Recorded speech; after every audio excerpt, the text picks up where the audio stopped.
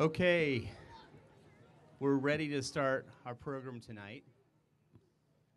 Thank you all for being so patient, and hopefully we'll get it done before any rain comes. We can go back inside and get some great ice cream. To start off our program, I'd like to introduce our MC tonight, Miss Kate Linder, who it's hard to believe is just celebrating her 30th anniversary from The Young and the Restless. Kate?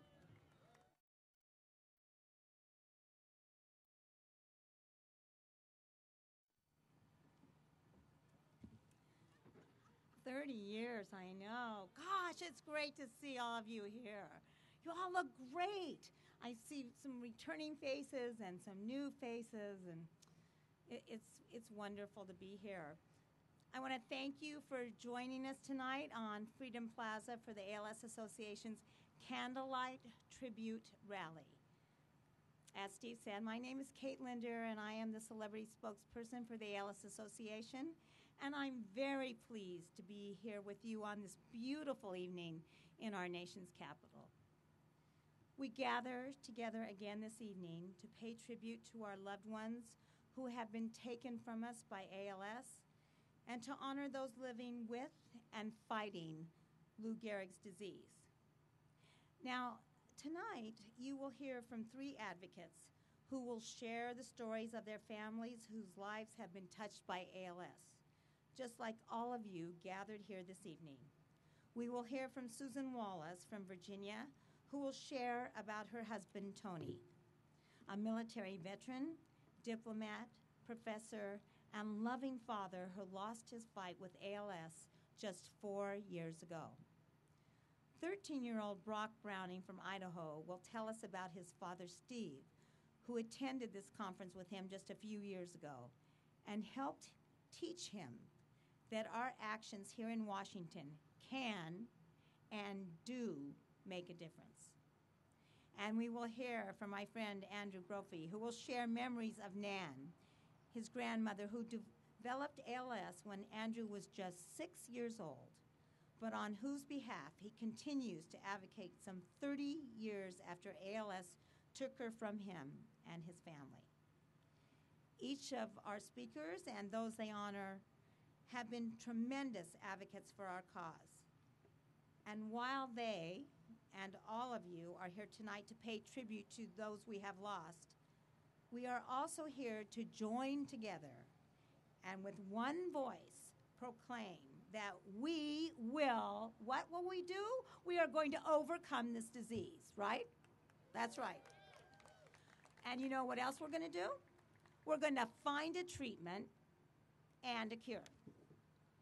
For those who have attended this event in the past, you may have noticed that we changed the name this year from a vigil to a rally. And that's because the best way to pay tribute to our loved ones is not only to light a candle in their memory and to recall our lives with them, but also to take their memory and transform it into a rallying call to action. For the reason we gather here in our nation's capital, first and foremost, is to take action, to urge our elected officials to join the fight against ALS, to make ALS personal for them so that our fight becomes their fight too. The reason that we are all here, there's one reason, and that is to make a difference. Yet, did you know that there are those who believe what we will do in Washington does not make a difference? Can you believe that? Did you know that there are those who will say our disease is rare and too small to get noticed? That it does not compare to the impact of cancer or AIDS or Alzheimer's or other priority diseases? Or they will say that the budget is too tight and there is no funding available? They will say that in an election year, nothing gets done, that there is no point, that it is hopeless, so we should just all go home. Well, does that sound familiar? Does any of you heard any of that before? Have you heard that? People say, oh, forget it, just go home. It's much the same thing that my brother-in-law Scott was told when he was diagnosed with ALS. I'm sure that many of you have heard the same thing, that ALS is a hopeless disease. There is nothing you can do. Well, guess what?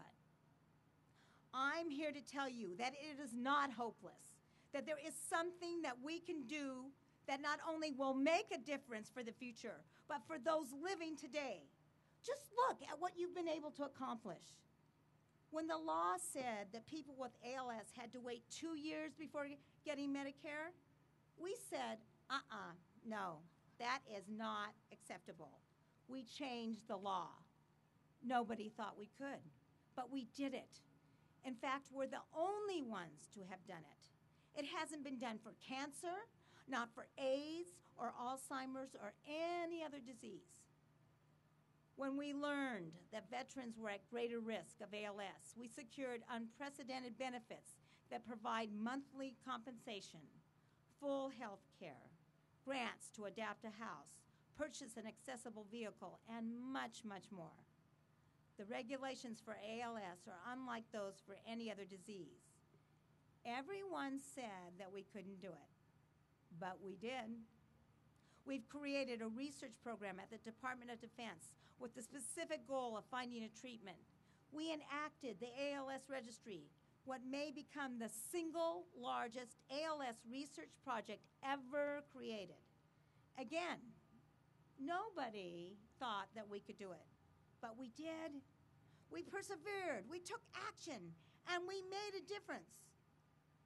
So what do you think? I think we should do it again. Don't you? Yeah, absolutely. So when you go to Capitol Hill on Tuesday, you come armed with your experiences and the memories of your loved ones. Tell your stories. They are powerful.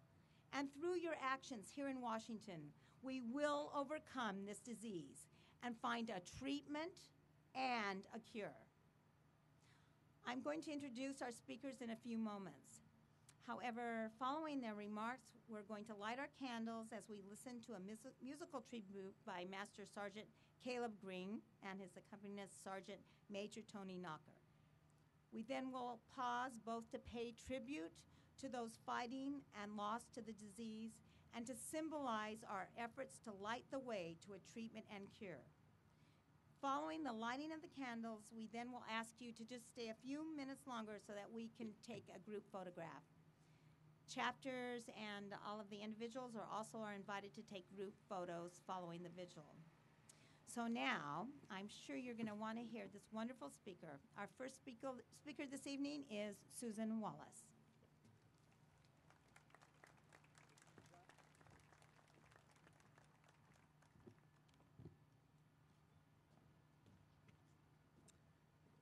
So many people. It's wonderful to see all of you. My name is Susan Wallace, and I lost my husband of 28 years, Tony Wallace, to ALS on September 4th, 2008, so it's been almost 4 years. I'm here to share his story, the story of a husband and father who never gave up, who wanted every day to be productive, and who made a difference.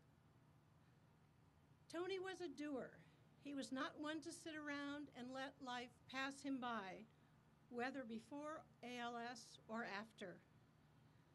Before his diagnosis, he served in the Army as an intelligence officer, and he spent his career, what he had wanted to do ever since high school, as a foreign service diplomat.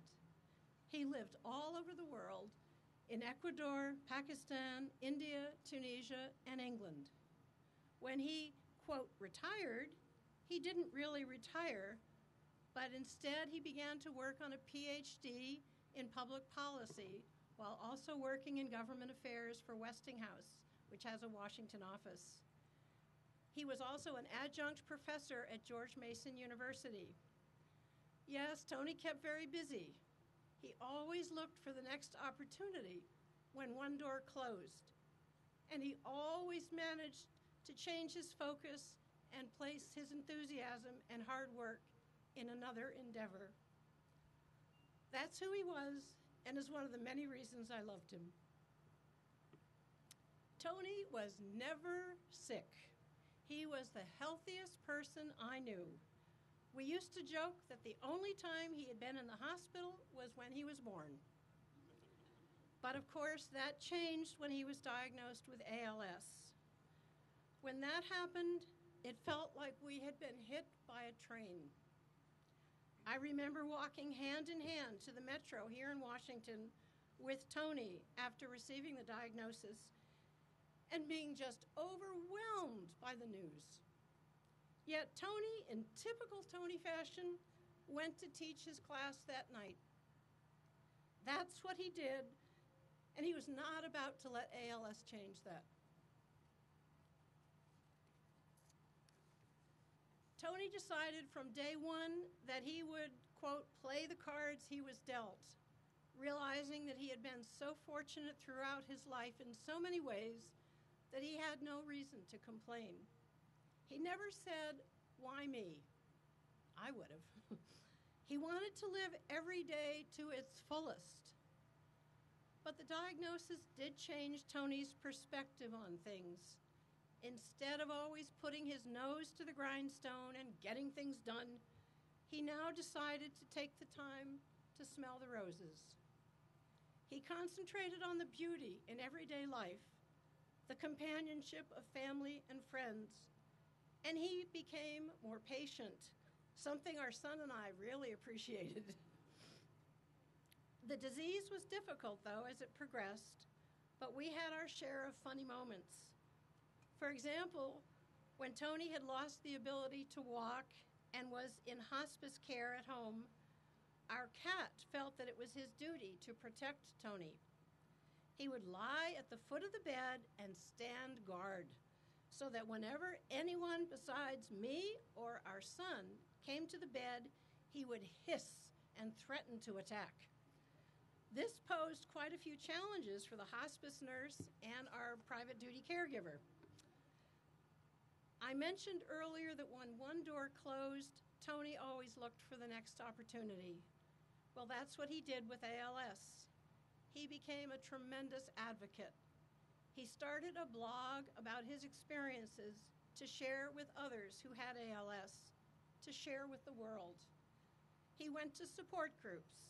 He participated in this conference and told his story on Capitol Hill and at the State House in Richmond. And he was a member of the ALS Association's Veterans Issue Team, where he helped advocate for benefits for veterans who had ALS. Tony knew from his life's experiences that he could make a difference. He knew that public policy could help people living with ALS. So that's what he did, no matter what the disease said he could and could not do. About 3 weeks after Tony's death in 2008, the Veterans Administration issued regulations that made ALS a service-connected disease, providing tremendous benefits, not just for those with ALS, but also for their families and survivors. With just one voice of many, I know Tony made a difference, and I know all of us here can make a difference. And that's one of the reasons I wanted to be here tonight, to tell you that what we can do each and every day with this disease can have an impact. To tell you that while ALS can rob us of many things, it does not rob us of the ability to enjoy and get the most out of life. Strange as it sounds, the 4 years living with ALS were some of the best years of our marriage. Tony and I became even closer than before as we jointly faced this disease.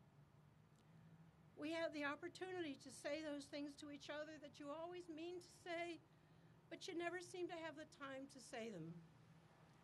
I learned new and wonderful things about him, and I hope he learned new and wonderful things about me.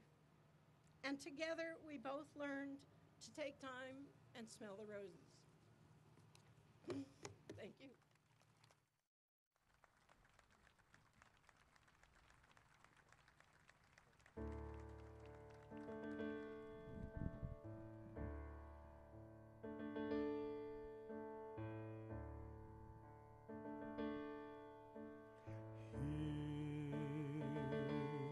Here's to the heroes, those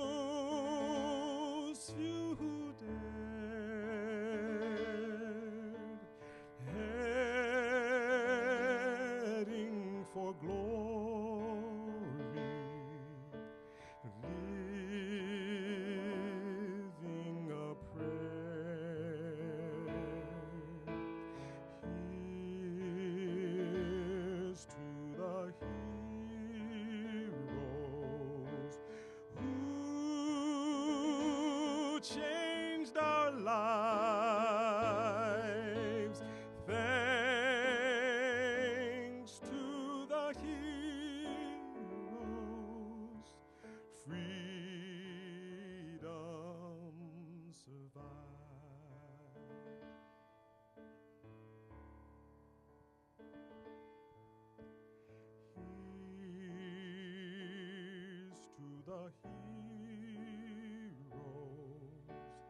who never rest. They are the chosen.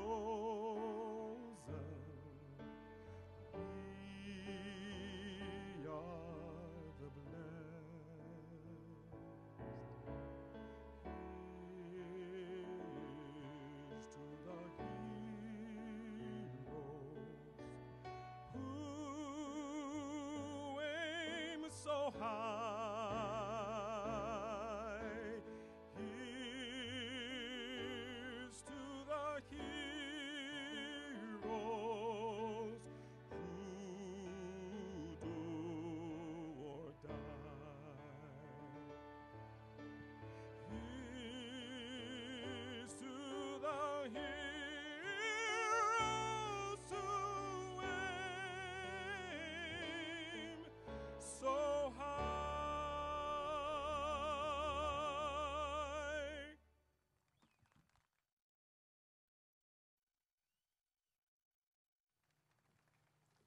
Thank you, Caleb. That was good. Really good. Susan, you were wonderful. Next, I'd like to introduce Brock Browning.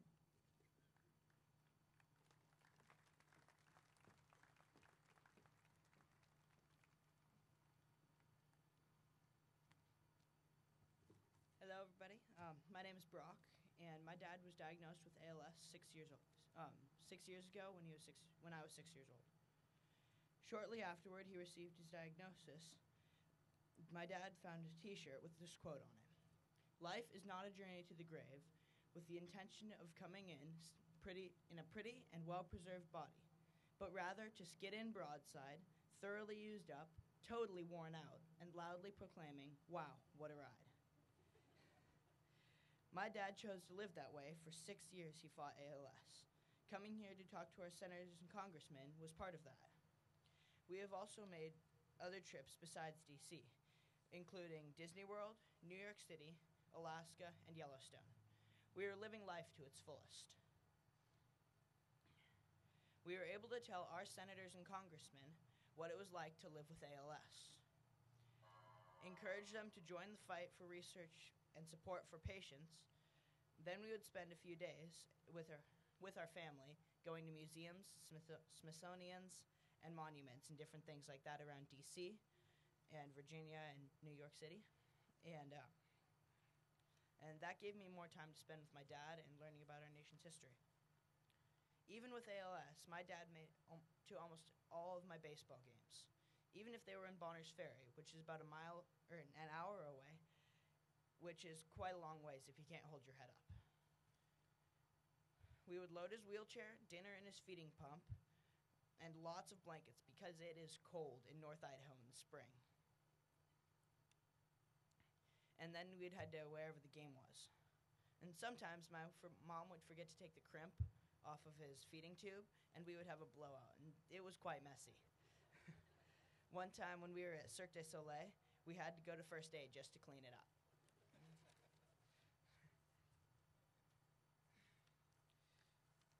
He really enjoyed his electric wheelchair after he lost ability to walk, and sometimes it was a bit annoying, though, because we would have to chase him up a steep hill in Seattle while he was going 3 miles an hour, and we were trying to walk it. And but it was quite a lot of fun to drive around after a baseball game in the parking lot. And one time he even went all the way from our house, which is about 8 to 10 miles from town, and he drove all the way into town and visited my mom at work, and then went over and met his old companions at the courthouse where he worked. And just to let you know, it's not fun to get run over by a 400-pound wheelchair. It's just not fun. And it was July 22nd when my dad passed away. He was in his bed resting with my mom and one of their youth group students from 12 years ago from California talking about water ski camps, one of my dad's favorite places. I was on the road to pick up some cedar shake shingles for my treehouse, which was huge. And I'm glad to be back in D.C. to continue the fight that my dad started. I want to be able to encourage other kids whose parents have the same disease, and hope that the senators can pass something that will help people find a cure, so kids like me don't have to go through the same thing as I did. And none of us know how long we have our loved ones, and my hope is that all of you can skid in broadside, totally used up and thoroughly worn out, and loudly proclaiming, wow, what a ride. Thank you.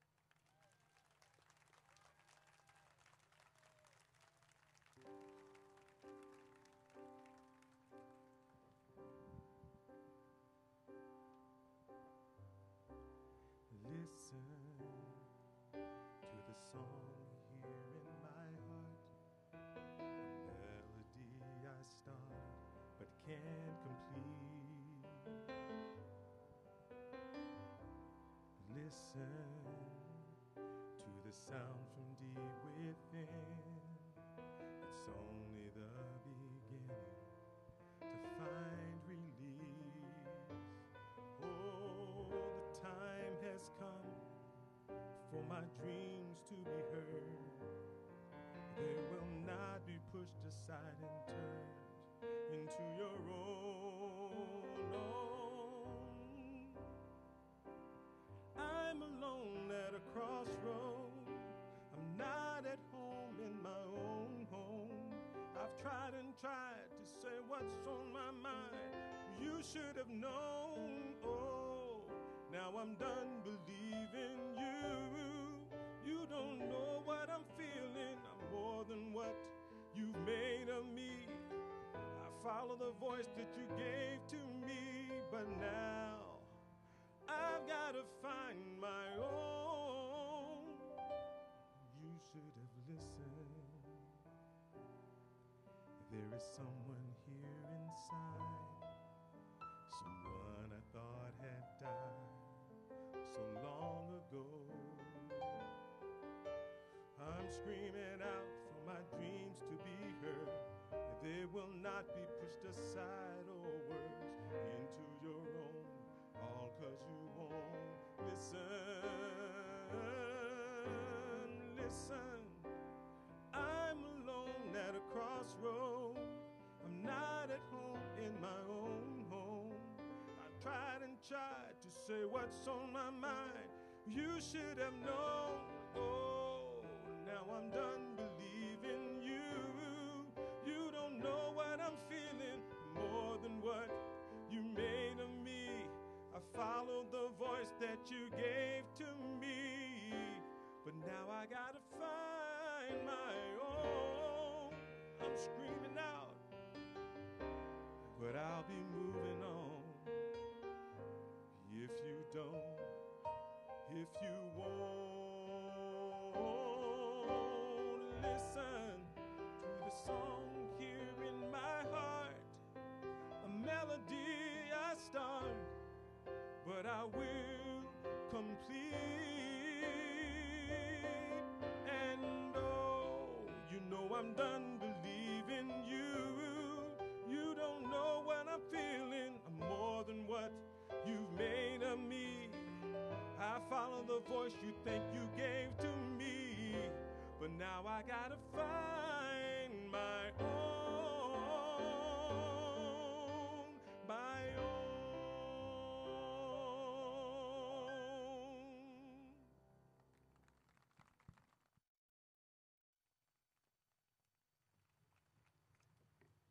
Thank you, Caleb. Our final speaker this evening is Andrew Brophy. Following Andrew's remarks, we will light our candles to pay tribute to everyone touched by this disease and to symbolize our continued efforts to light the way to a treatment and a cure for ALS.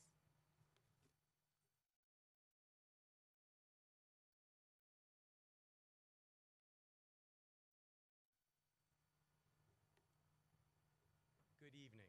My name is Andrew Brophy, and I am proud to join all of you tonight. For the past 10 years, I served on the ALS Association Board of Trustees. My term just ended, but my journey with this disease began a long time ago. When I was 6 years old, and my grandmother, Nan, was diagnosed with ALS. Prior to diagnosis, Nan was many things: a beautiful piano player, a singer who could speak both Italian and French fluently. She was vivacious and fun-loving.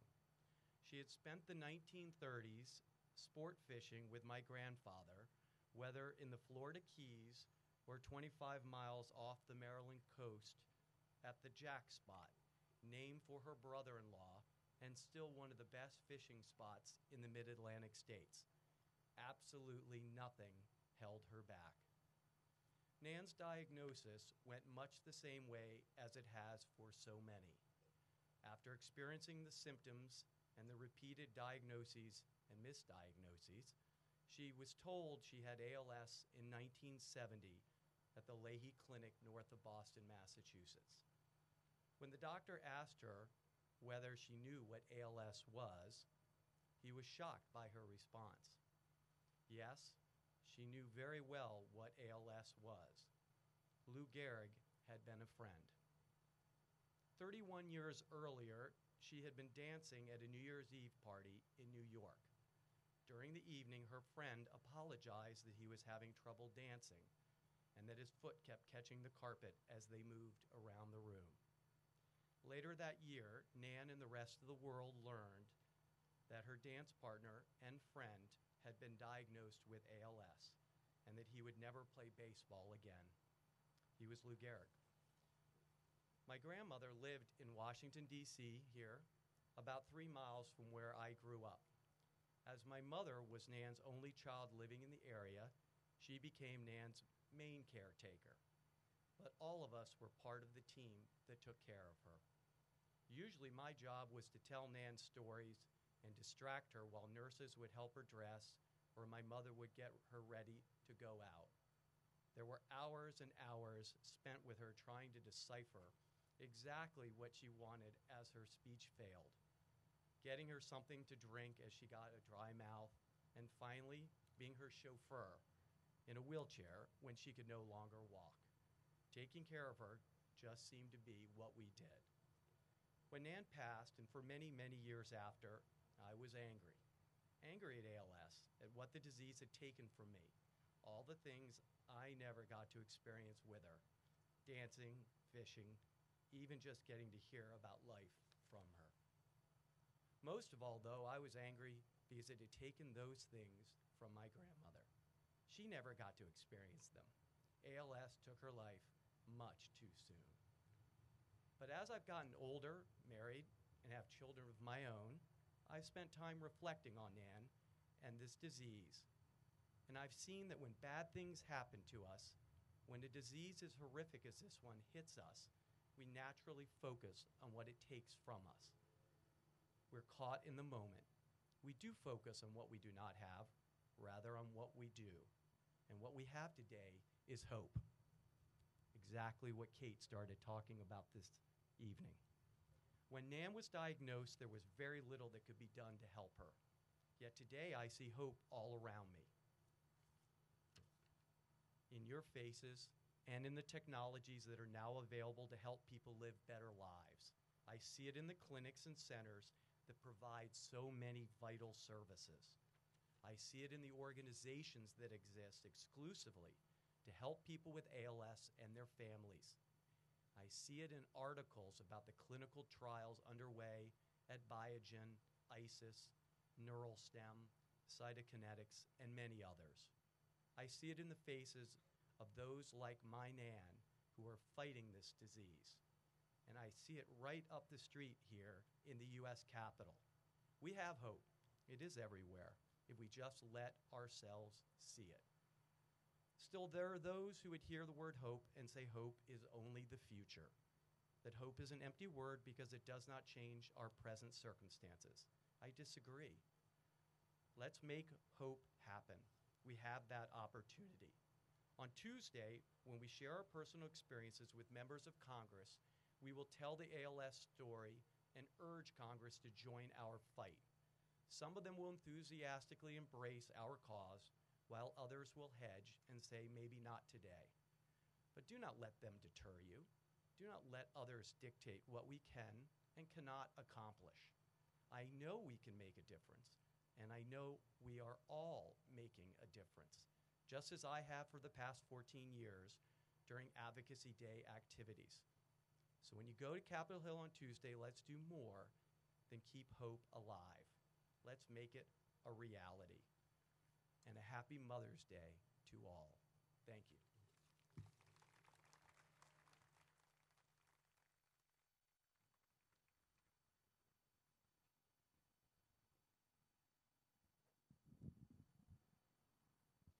Before I sing this next song, I just want to take a moment to say, first of all, I've been a soldier for a long time and had the opportunity to do many wonderful things all across the world. But I would like to thank you for the privilege of being able to share with you this evening in this rally, because there's no place like home. There's no place like the United States of America. Please, please don't give up your fight. It's worth fighting for. And as I look at this crowd, the one thing that I see that permeates more than anything is love.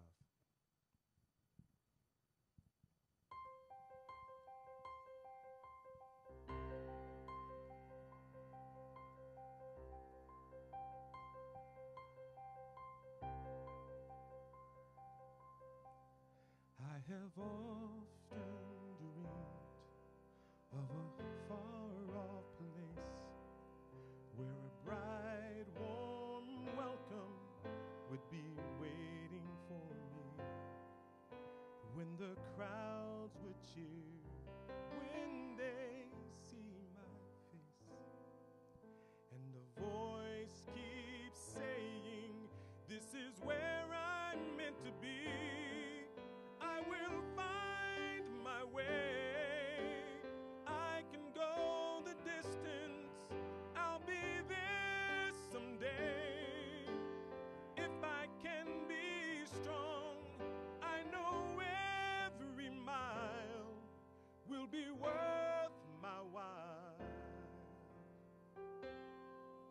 If I go the distance, I'll be right where I belong.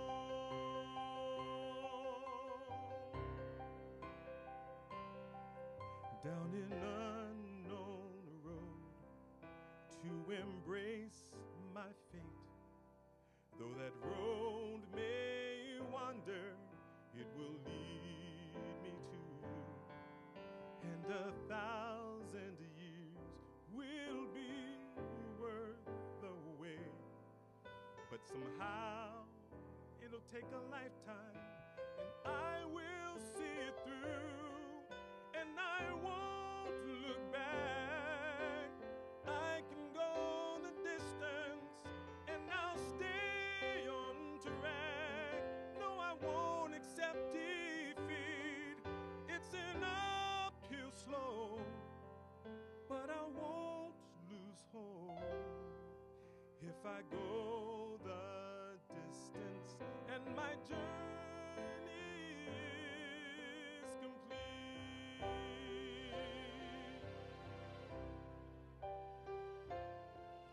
But to look beyond the glory is the hardest part, for a hero's strength is measured by his heart.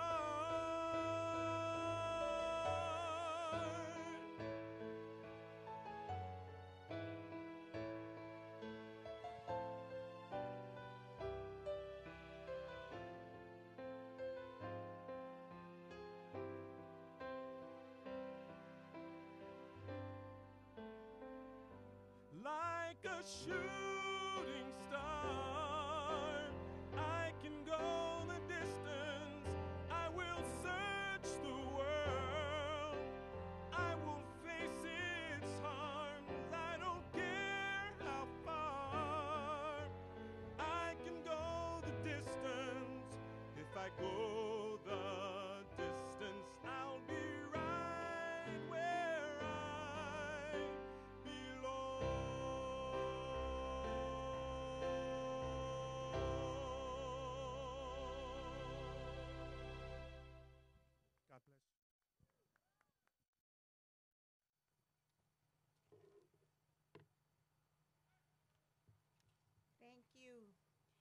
Master Sergeant Caleb Green, for lending your beautiful, beautiful voice to this tribute rally. And thank you, Sergeant Major Tony Knocker, for your incredible accompaniment.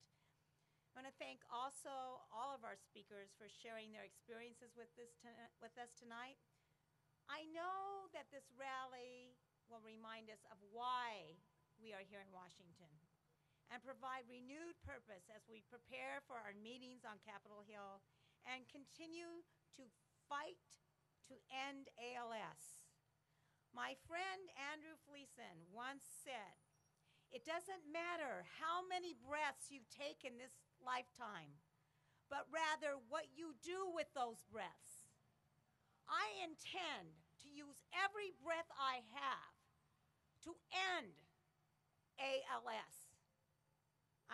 Right? My friend Robin said to me tonight, HTH. What does that mean? Hit the hill. You're right. Hit the hill. And that's what we're going to do. I am never, never, never giving up, and I know you aren't either. Thank you for having me this evening. Don't forget to stay around for the picture. Thank you very much.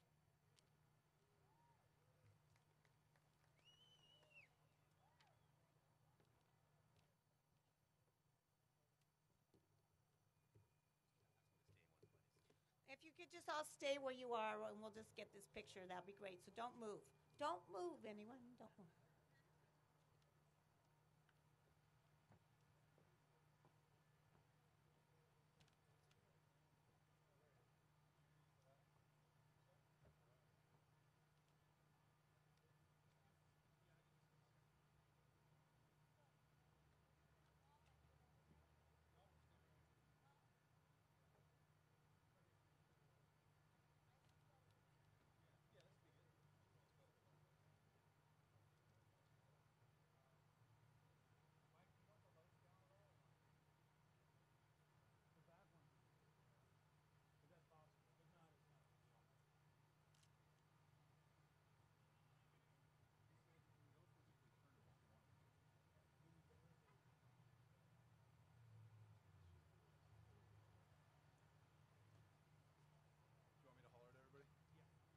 Okay, everybody, take a look at this guy right here. Hold him up high.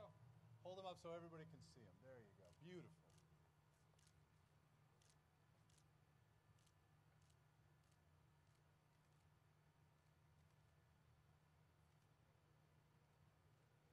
Great. Thanks, guys. We're good.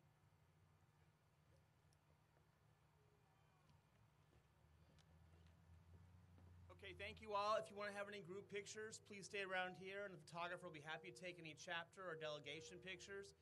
For those of you who are done for the night, please go back where the dinner was. We have some great ice cream to share and to get some more sugar before you head off to bed. Thanks.